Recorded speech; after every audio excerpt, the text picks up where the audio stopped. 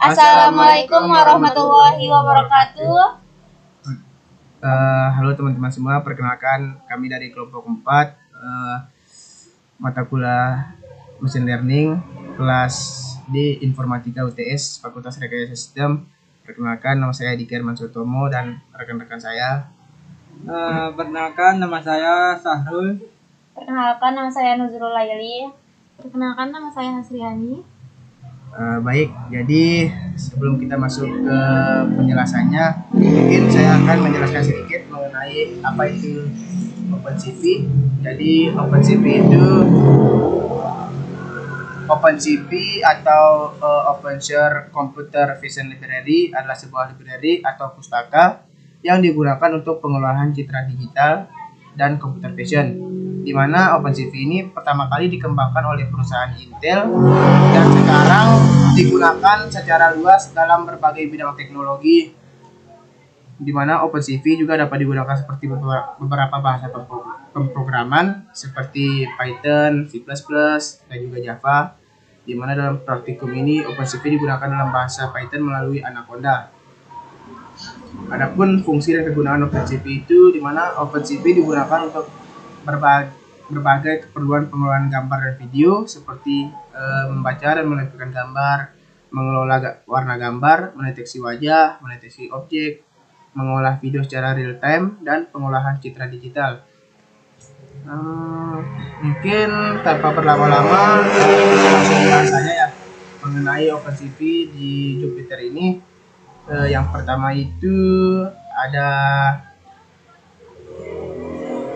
jadi pertama-tama itu ada kode untuk mengimpor library-nya, yaitu import CP2. Yaitu import CP2 ini digunakan untuk mengimpor library OpenCV ke dalam program Python. CP2 adalah nama modul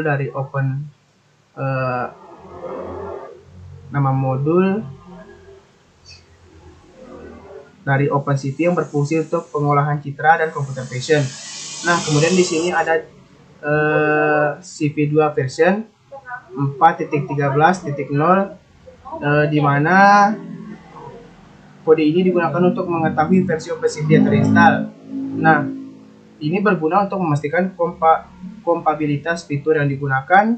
Kemudian di sini ada kode CP2 file digunakan untuk menampilkan lokasi file library OpenCV, yaitu sedang digunakan oleh Python. Jadi di sini kita masuk ke bagian RedImage, IMRead, di mana di bagian ini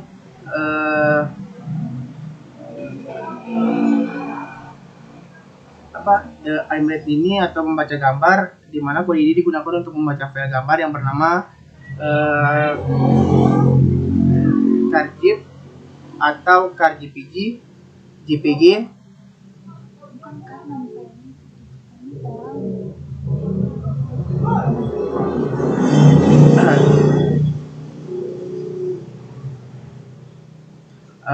Kemudian di sini kita ada,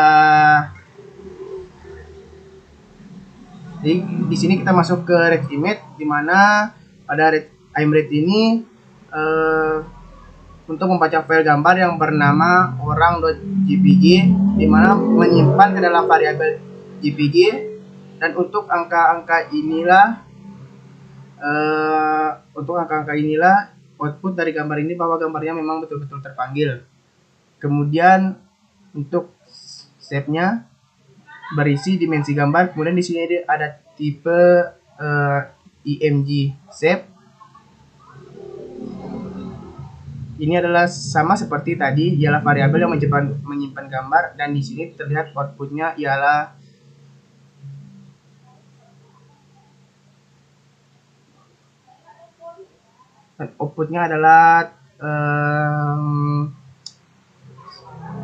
shape. Kemudian di sini ada HWC ini, di mana kode ini merupakan isi dari tab tersebut, di mana H ini merupakan head, W-nya merupakan white, dan C-nya adalah channel. Kemudian HWC ini perintah, yang digunakan untuk menampilkan nilai dari para variabel yang sudah diambil dari IMG atau JPG. Kemudian di sini ada kode H, W, dan C, di mana kode ini digunakan untuk menghitung jumlah total pixel dalam gambar. Kemudian di sini ada kode seperti yang terlihat pada video ini, kode HWC. Ini digunakan untuk mengetahui beberapa banyak memori RAM yang digunakan oleh array dalam gambar. Kemudian di sini selanjutnya ada kode yang sama seperti tadi. Di bawah ini sudah ada ukurannya, yaitu 93.220 byte, di mana ini artinya sama dengan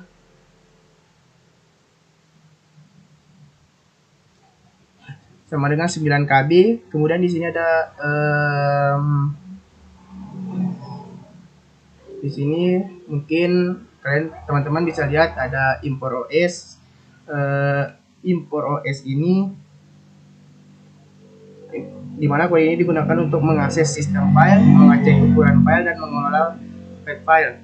Setelah itu kode pada baris selanjutnya digunakan untuk mengetahui ukuran file gambar di store. Kemudian di sini kode ini yaitu orang.jpg ini, dimana kode ini menunjukkan beberapa minimal gambar yang kita upload. Get size ini menunjukkan beberapa minimal gambar yang kita upload. Kemudian di sini ada orang.jpg,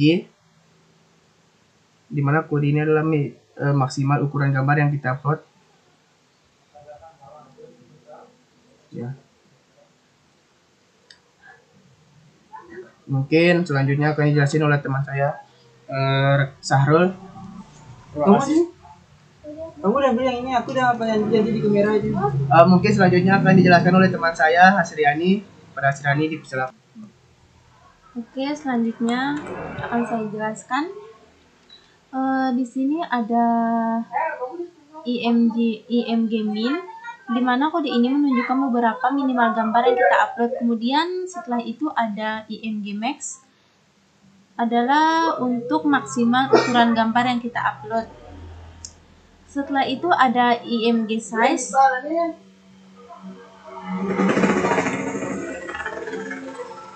IMG size ini adalah ukuran gambar yang kita upload. Kemudian di sini ada H, W, dan C, yang dimana ini adalah ukuran dari keseluruhan gambar yang sudah terupload. Selanjutnya ada IMG save.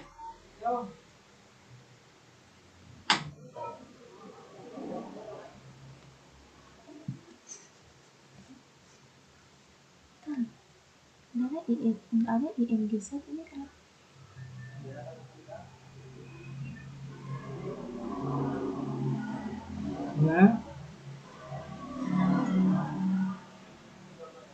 Oke, selanjutnya ada IMG save, yang dimana IMG save ini adalah variabel yang berisi data gambar.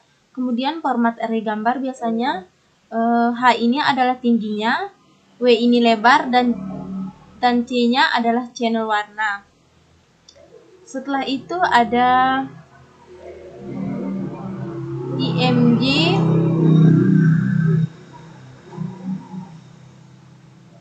di sini terdapat titik 2 pertama, yaitu fungsinya untuk mengambil semua baris atau high. Kemudian titik keduanya ini berfungsi mengambil semua kolom. Jadi pada baris ini mengambil seluruh pixel warna biru dan gambar.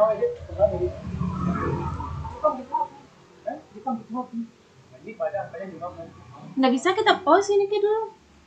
Maju gak? Gampang, aku deh foto nanti. Bentar loh.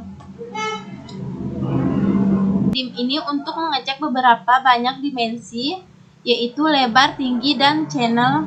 Makanya di sini ada outputnya 3. Selanjutnya ada IMG min. Kita juga bisa mengapply banyak properti lainnya, yaitu mencari nilai pixel minimum. Selanjutnya itu ada IMG max untuk mencari nilai pixel maksimumnya. Selain menggunakan HWC, Kita juga bisa cari ukuran atau banyaknya pixel dalam sebuah gambar dengan memanggil img size. Ini sudah ada 3 layer.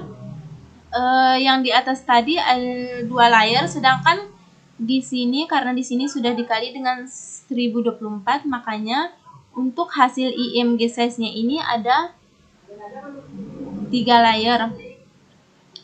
Jika kita hitung manual, di sini menggunakan H, W, dan C untuk jumlah yang sama dengan img size ini.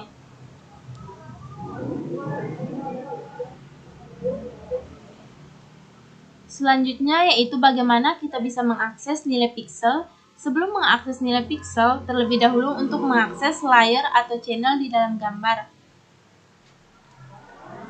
Untuk mengakses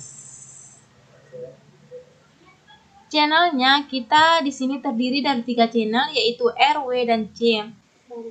Di sini saya akan melanjutkan. Di sini saya akan masuk ke konsep NumPy slice. Pertama di sini slice adalah teknik untuk mengambil sebagian data dari array. Di Python terutama pada NumPy, slice sangat sering digunakan untuk mengakses atau memodifikasi data dalam array. Di dalam slice ini ada start, stop, sama step. Kemudian di sini ada import NumPy snp a sama dengan np rs5. Di sini fungsi np rs5 itulah membuat array. Di sini membuat array 0 sampai 4. Kemudian ada array 0. Kemudian ada A, di sini adalah mengambil elemen array dari indeks 0 sampai sebelum 5, dan hasilnya itu 0 sampai 4 itu 1, 2, 3, dan 4, artinya seluruh elemen array diambil. Kemudian di sini ada array 0, 5, dan 2. Di sini mulainya dari indeks 0, berhenti sebelum indeks 5, dan langkah pengambilan setiap 2 elemen. Dan hasilnya itu ada array 0, 2, dan 4.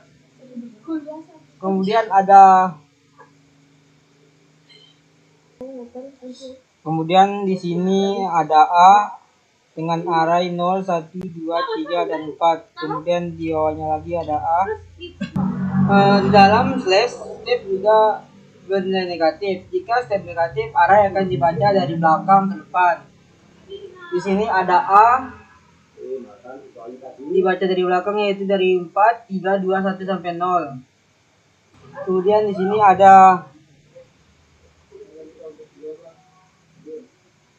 A, arahnya 1 dibaca dari belakang juga, dimulai dari indeks 1, bergerak mundur, step berakhir di indeks 1. Kemudian di sini ada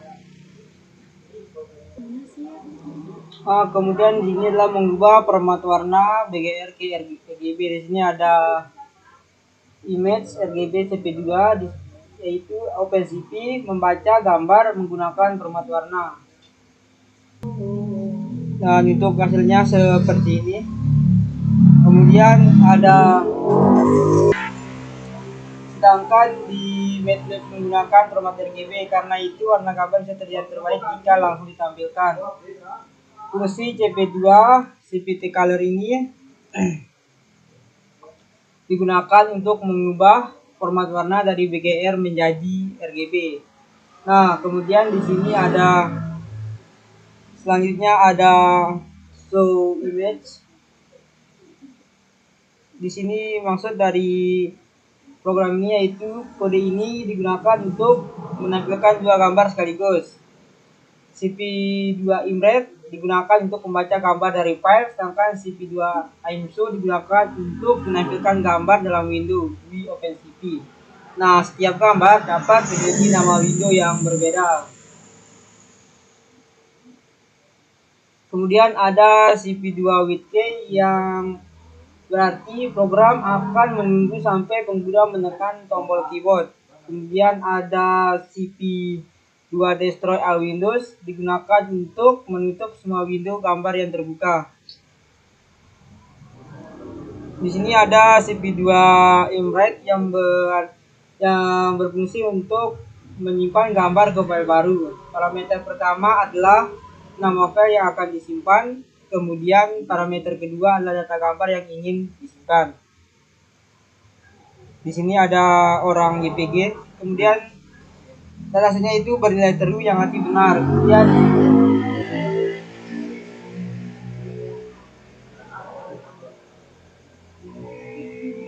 Kemudian di sini kita masuk pada memutar video menggunakan OpenCV. Nah, di sini ada fungsi CAP, CP2, video capture, video MP4. Kemudian fungsi ini digunakan untuk membuka file video. Kemudian video akan dibaca per frame. Nah, frame ini adalah gambar tunggal dalam video. Di sini ada juga wildcap ISOFNet yang artinya web ini akan berjalan selama video masih terbuka. Kemudian ada red frame keyframe di sini yang fungsi ini membaca frame video satu persatu. Fungsi dari red ini menandakan apakah frame berhasil dibaca. Kemudian frame ini gambar dari frame video. Kemudian ada CP2 IMSO yaitu menampilkan frame video dalam window. Di sini ada CP2 8K yang dalamnya ada 25 yaitu adalah menunggu 25 milidetik setiap frame. Ini membuat video terlihat seperti video normal. Nah, di sini kemudian ada if CP2 8K. Ini berarti jika pengguna menekan tombol key, video akan berhenti.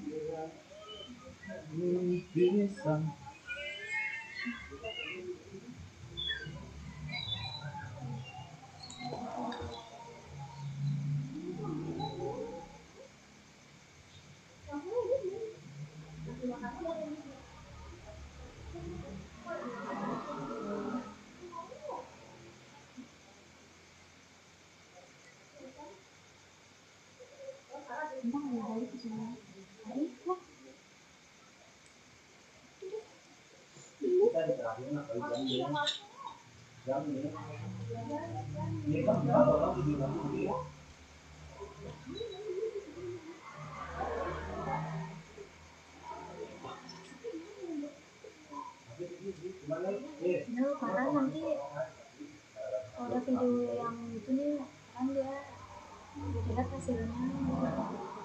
Ini kemana kita? Kenapa sih kenal kita? Kenapa kenal kita? Mau keluar ya kalau rumah? Ya udah mau. Kenapa kamu yang masuk? Kayaknya rumah. Ini saya satu dia dari bisa. Seladi kita. Kemudian di sini ada video yaitu mengambil foto dari video. Nah, di sini itu ada impresi. Nah, pada saat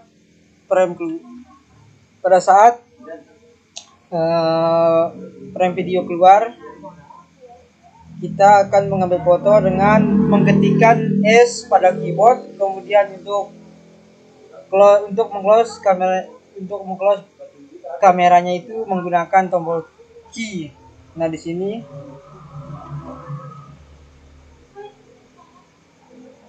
ada fungsi e-press or key dan e-press or S. Kemudian selanjutnya akan dijelaskan oleh teman saya Nuzulul Laili.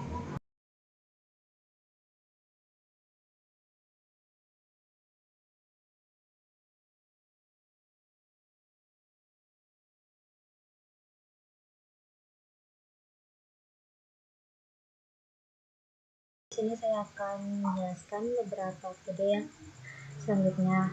Jadi di sini teman-teman bisa lihat. Nah, di baris ini teman-teman bisa lihat ada CAP CV2 video capture, di mana baris kode ini digunakan untuk mengaktifkan kamera pada perangkat kita. Nah, selanjutnya itu ada caption. Maaf ya teman-teman, ini agak ribut karena betul-betul pinggir jalan banget.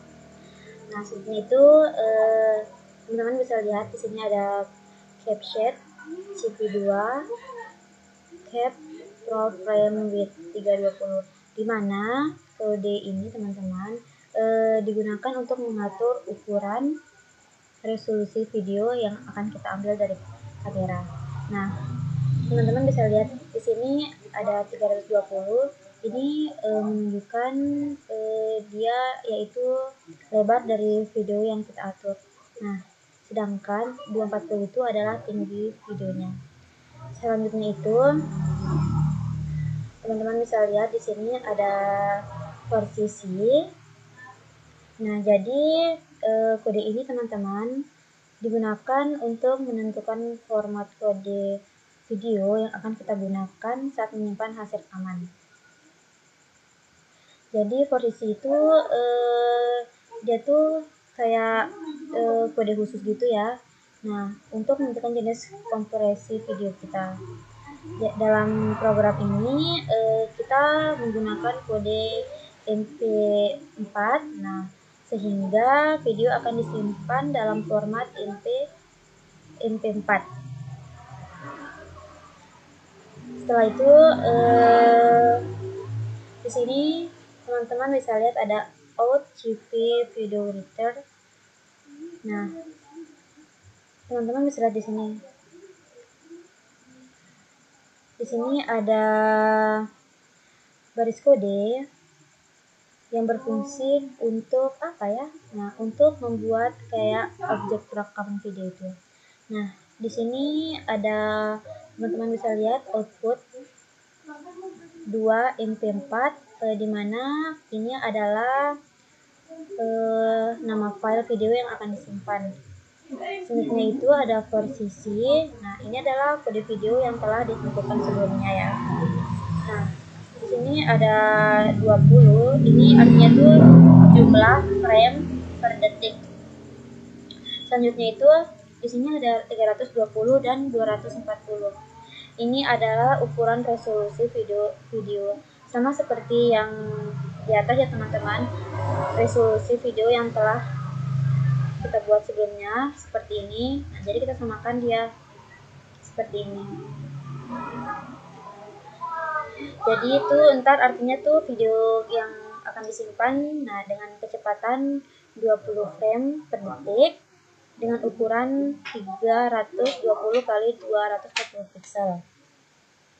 Nah, selanjutnya itu teman-teman di sini teman-teman bisa lihat ada wheel cap. Nah, di sini dia tuh perintah.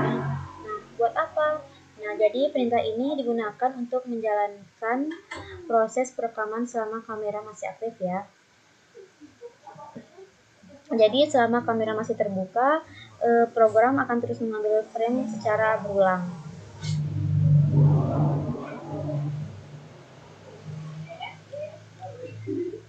Nah, jadi di sini teman-teman bisa lihat juga di bawahnya itu ada red frame cap red. Nah, jadi red itu apa sih? Nah, jadi red itu dia tuh menunjukkan apakah pengambilan frame berhasil atau tidaknya. Sedangkan frame itu dia tuh berisi gambar atau frame video yang diambil dari kamera. Nah, red itu dia tuh seperti kalau dia red tuh bernilai true, berarti frame itu berhasil diambil ya teman-teman.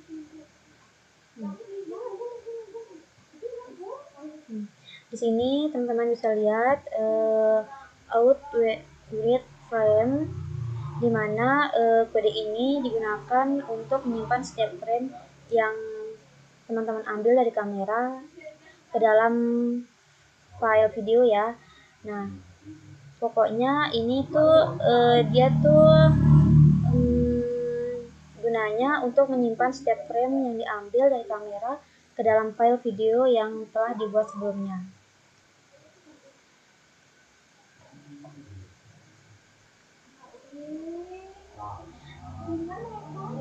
Selanjutnya itu teman-teman bisa lihat di sini ada CP in show frame. Nah, jadi perintah ini tuh dia digunakan untuk menampilkan video secara langsung pada layar saat kamera sedang aktif ya. Jadi window yang muncul ntar akan menampilkan hasil tangkap kamera secara real time gitu ya teman-teman. Selanjutnya itu di sini teman-teman bisa lihat juga ada CV with K1. Nah, perintah ini tuh dia digunakan untuk membaca input dari keyboard. Nah,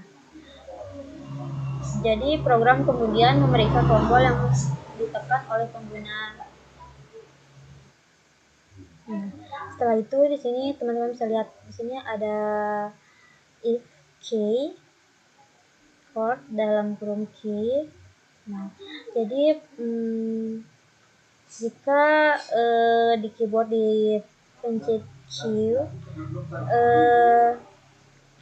apa ya?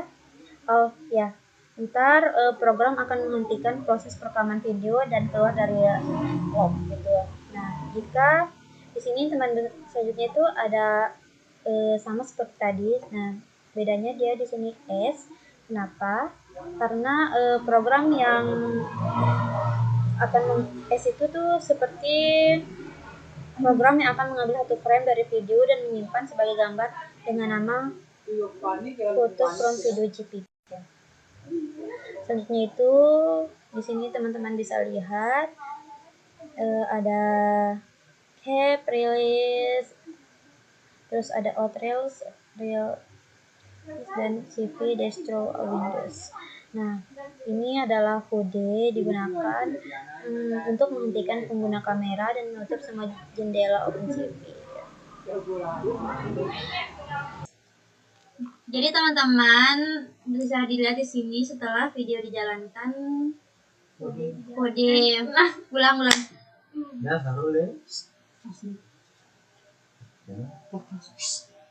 Nah, teman-teman bisa dilihat di sini. Jadi setelah kode dijalankan, nah dia bakal keluar seperti ini dan seperti ini.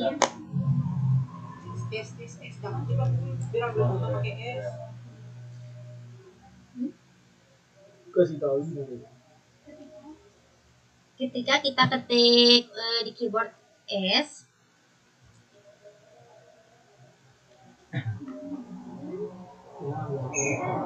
maka itu dia mengambil foto. Nah, setelah itu kalau kita menekan Q di keyboard, nah dia akan menutup apa sih namanya itu menutup layar kamera. Kita coba ya. Bye bye, see you.